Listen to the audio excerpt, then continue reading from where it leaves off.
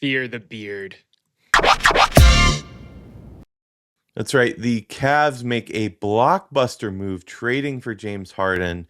Out goes Darius Garland. This is insane. Mainly because I don't think anybody saw this one coming. This felt like it came together kind of at the last minute. Noah, what's your take here? Yeah, I mean, there was some rumblings that were out there off and on through Twitter, throughout the internet sphere for the last 24 hours or so.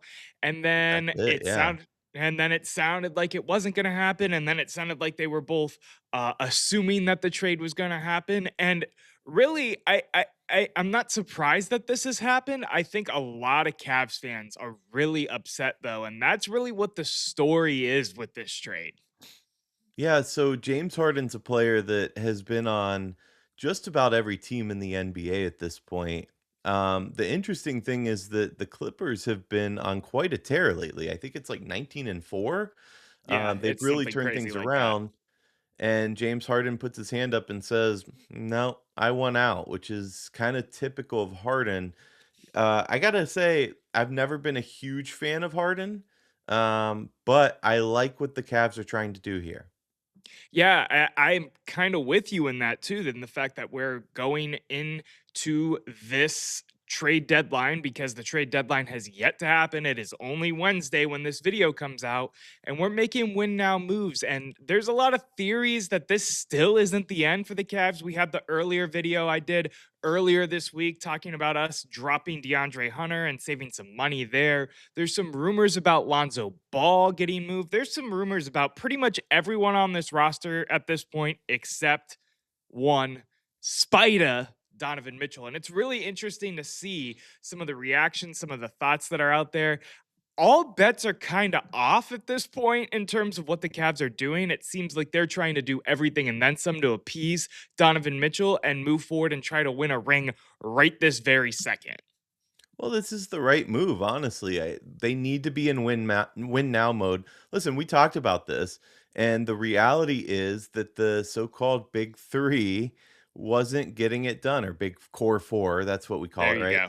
Yep. Uh, I don't count Jared Allen, so let's call it the big three again.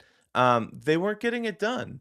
They were No. not going to win a championship in this iteration of this team. So, knowing that Donovan Mitchell, for all intents and purposes, very well could be on his way out the door very soon after 27. Why not do everything that you can to try to win now? I know that the next step of this is perhaps Giannis, and that sounds insane because what a different team this will look like. Even if they don't pull it off, it still looks different.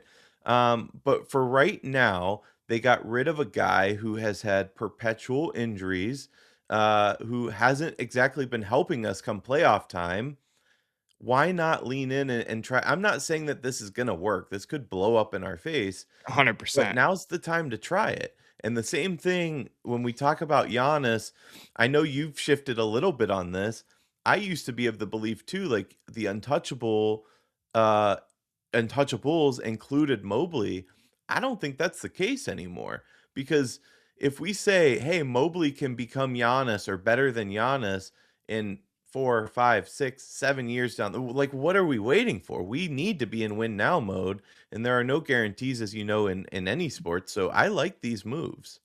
Yeah, you're kind of all over the place. So I want to, I'll start, I guess, Balance me. back at the trade, and I'll talk about how I agree with the fact that you're basically trading for a guy in James Harden. And yes, there is a lot of character issues that come up there, and maybe character issues aren't the right thing, but quitting on teams, an addiction to the, I don't want to say the finer things in life, because I don't think the strip clubs and the casino are the finer things in life, but that was the first thing that came to mind, I guess. But you know, having an affinity is what I'm looking for those type of things. So that's part of the issue here. But when you look at James Harden's body of work, he's very rarely injured. That can't be said about Darius Garland. He's playing great this season, still 25 points per game, 4 rebounds, 8 assists. He's shooting under 50% from the field, but that's part of the picture here. But the main thing to me is he's a bigger guard. Darius Garland was super undersized, which did not pair well with Donovan Mitchell.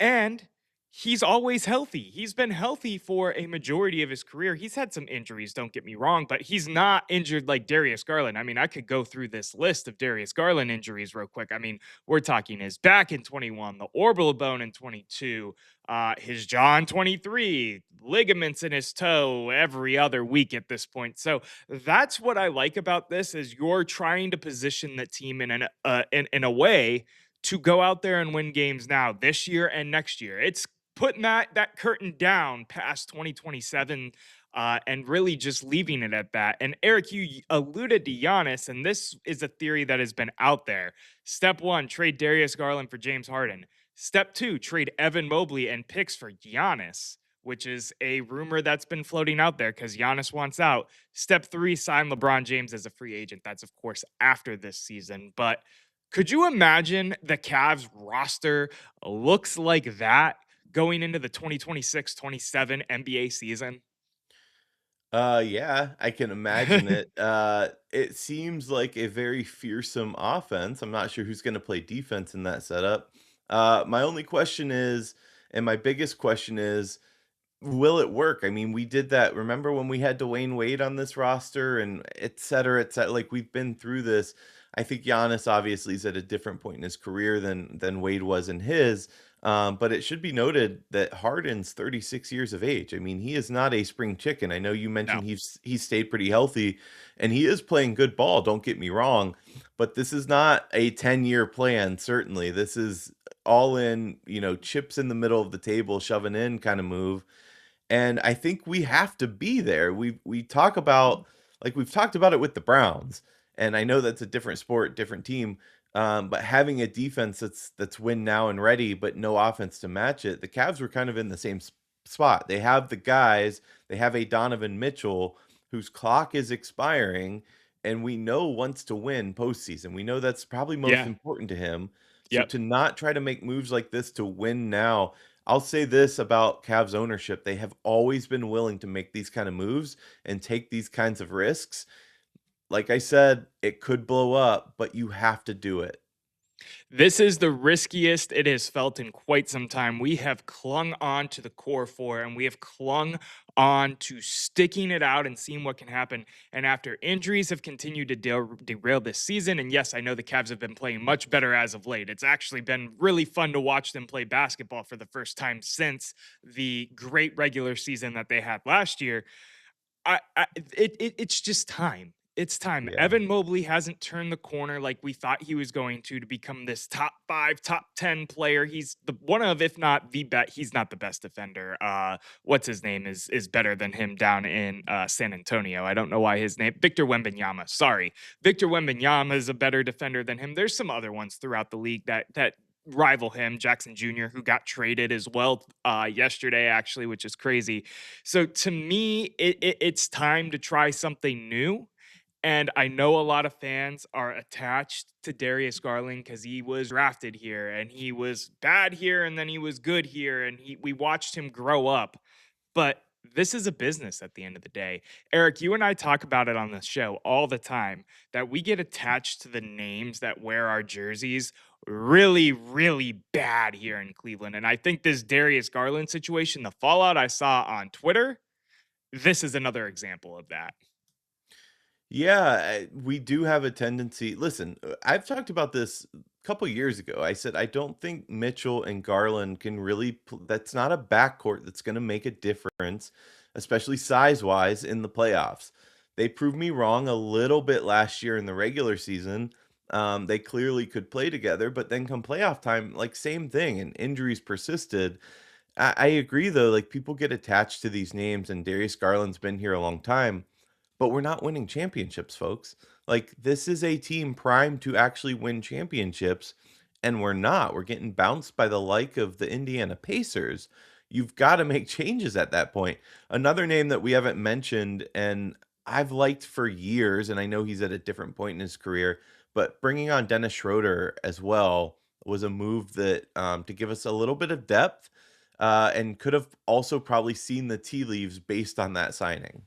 Yeah, and, I'd let you continue to talk about Dennis Schroeder, but you decided to play hooky on that video, so they can go check out my opinion, and you can just keep it zipped on the video that we dropped on Monday that'll be linked at the end of this video. But yes, I agree with you. Of course, I'm messing with you that the tea leaves of adding depth in the guard room and what they did with Schroeder and bringing in Ellis and everything, yes, you could see where this is moving, and I know that theory is far fetched with Giannis or whatever, and Anthony Davis is a name that's been brought up out there as well to Never be heard brought that in one. here. Um, there could be more moves as soon as today, and I know the trade deadline is Thursday at 3 p.m. for the NBA, so we will continue to keep it locked here to talk about all the craziness because the first and second domino, I guess, has fallen for the Cleveland Cavaliers. We have moved on from a player we drafted, got significantly older, in an attempt to go get the ring right now. Jared Allen for Anthony Davis straight up because, I mean, the Mavs have proven you can basically give them a matchbook for their players, so why I not? was gonna say there's no way they accept that, but then I remember the Luca trade. But that GM's gone now. He got fired after all of that, which is Ran out crazy, of crazy town. work. Yeah, he got ran out of town. Eric, I got one last question for you. I know we were trying to keep this one brief, cover the breaking news. We're actually going to do a 2-for-1 special today here on the page. So we're going to have our reactions later on coming out about Todd Munkin's interview. So stay tuned for that. But my last question for you, Eric, what are they going to do with this sign? It's gone.